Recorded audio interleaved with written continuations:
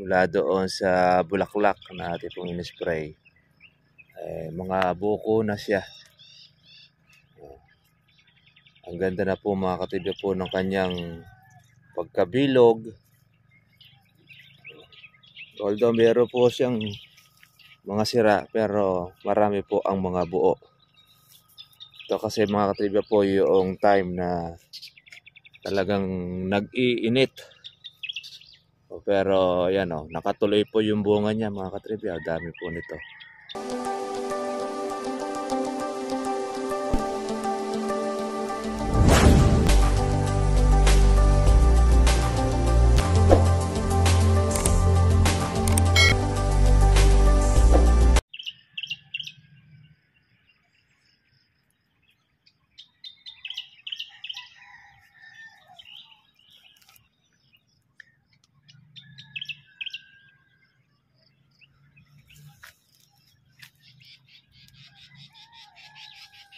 Good morning po sa inyo mga trivia at welcome po sa aking YouTube channel. Kumusta na po kayong lahat? Sana po ay nasa mabuti kayong kalagayan.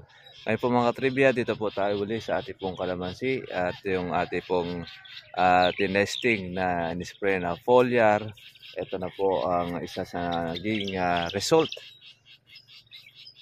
Ayan. Yung pong ating inaalagaang kalamansi. Ayan, lumalaki na po mga katribya po ang ating bunga. Pati na rin po yung ating pong bulaklak.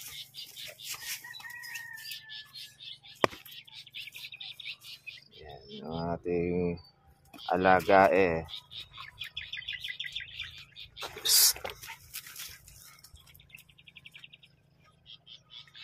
Nasanay siya ng nakakiya. Ayan. Yun naman pong ating buko mga katribya. Ayan mula doon sa bulaklak na ating pong in-spray. Mga buko na siya. Ang ganda na po mga katibya po ng kanyang pagkabilog. Although meron po siyang mga sira pero marami po ang mga buo. Ito kasi mga katibya po yung time na talagang nag-iinit. Pero yan nakatuloy po yung bunga niya mga katribya. Dami po nito. Yung pong ating pansunod. Pagkatapos po ng ating pangmayo. Ito kasi mga katribya, pangmayo na po natin ito. Yan, pangmayo na yan. Siguro mga 20 ng May ay ating pong mapipitas. After naman po niyan, ito naman po yung ating pansunod. Ating pan-June. June at July. Nakakatuwa naman mga katibya po yung ating inaalagaan. Gasaresa na yung kuwan. Yung mais.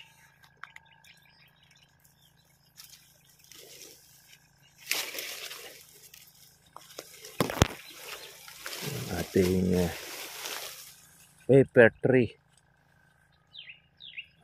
Nakikita na mga katribya. Pati na rin po yung nagtuloy ng ating mga bunga ng kalamansi.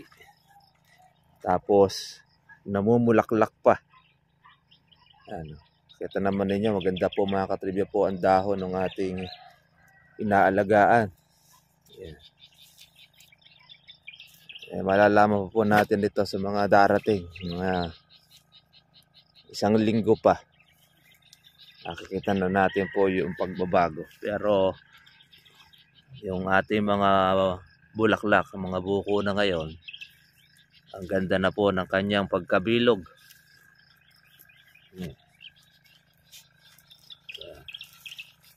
Yan, nadami rin po bunga. Kung titinan mo, akala mo ikukunti. Pero pagka lumalaki na siya, mga katribya, lumalaylay na rin ang ating mga bunga.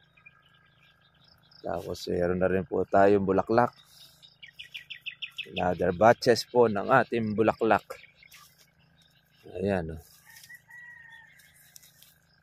Yung spray po natin na seaweeds, Yan ay isa rin sa pampakapit din. Ganda ng buko niya. Meron tayong mga pang June at July. Kaya sunod-sunod yan ito. Mga katribi po ang ating inaalagaan. Pag yan ay lumaki-laki pa ng kaunti, makikita ninyo yan. Lalaylay na po yan sa ating kalamansi. Yan, nagtuloy po yung ating ni-spray. Ito po, patutubigan po natin after po na ayan, nakatapos na po yung ating kapitbahay. Ayan, dahil pong buko. Bilog na bilog naman mga katribya. At sabihin po nila mga katribya po na mura ang buwan po ng June or July. Hindi pa rin natin masasabi, mahalin natin gaya nung nakarang taon ay libo pa rin ang June tsaka July. Okay, marami po ito yung ating inaabangan. Importante ay buo. Ayan o. Buo yung ating bunga. Hindi na po kasi mga katribya po nag-uulan. O kaya naghahangin o nakakaraan. Kaya masarap po mag-alaga ng kalamansi.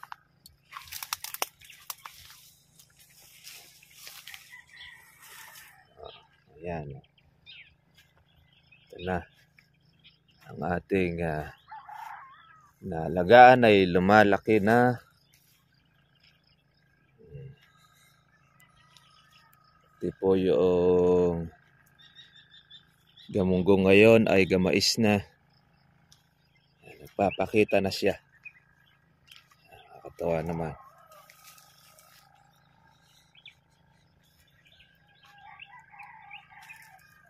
Mapupuno na uli ng bunga ang ating kalamansi. Ayun naman pong ating pitasin. Ayan. Kaya naman po tayong hinahalaw. Halawin. Ika nga. Pang maintenance po ang ating pagpapatubig.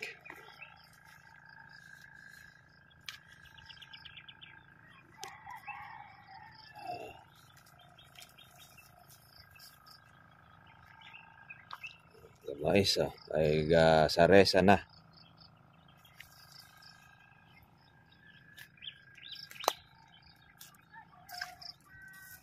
Kaya shoutout po natin ang mga taga-ibang bansa.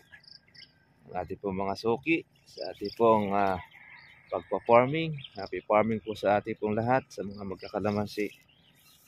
Ayun pong ating kaibigan sa Bataan, sa Orion. Shoutout po sa inyo.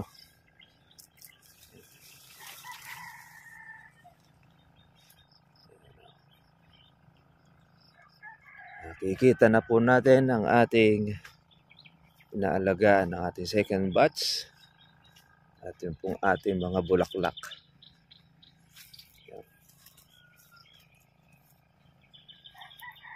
Yan, pati rin yung nagsusupang ang ating mga sanga. Ayan.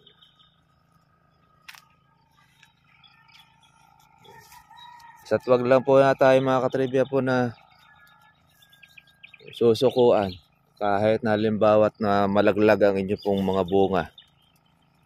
Kasi pagka hindi po kayo nagtuloy ng pag-aalaga ng kalamansi, halos wala pong matitira sa inyo pong inaasahan.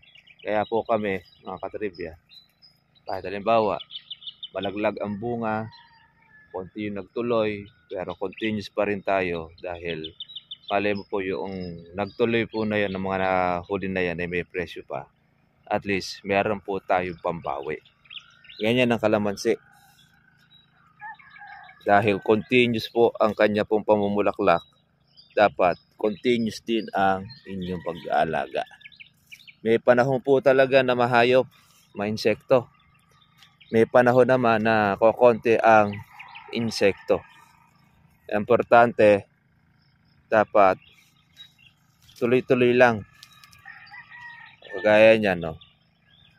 Ayan, marami-rami po tayo yung palaki. Bagamat sa buwan po ng July, mga katribya, patag-ulan na tayo. At least pagka panahon po ng ulan ng Mayo na malakas, pag napuno ng bunga ang ating kalamansi, makokontrol po niya yung pamumulaklak na super dami. Kasi ang buwan po ng Mayo, pagka po pumatak ang malakas na ulan, ang mga kalamansi sa ayaw at sa gusto, yan po ay magbubulaklak.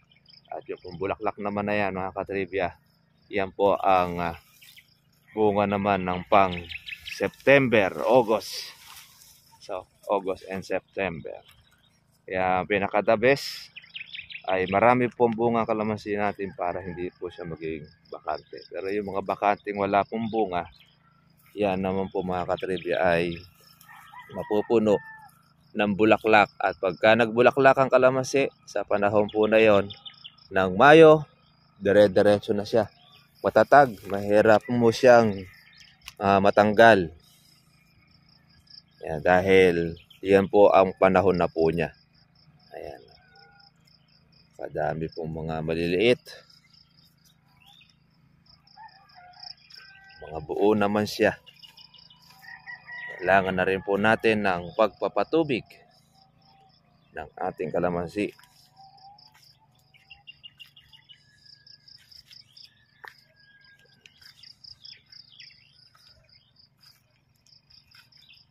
Happy farming sa ating lahat.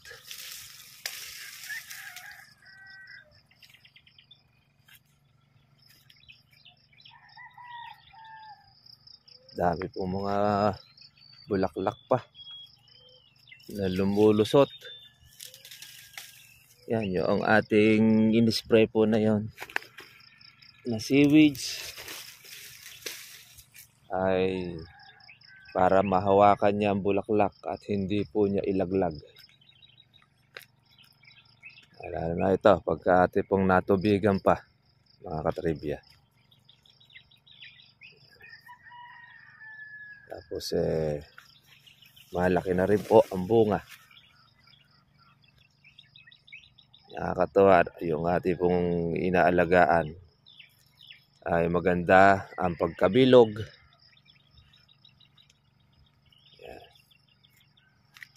Iba gasaresa, iba naman po ay gamais, iba naman ay gamunggo. Sunod-sunod, iba naman po ay katatagtag pa lang, iba naman ay bulaklak.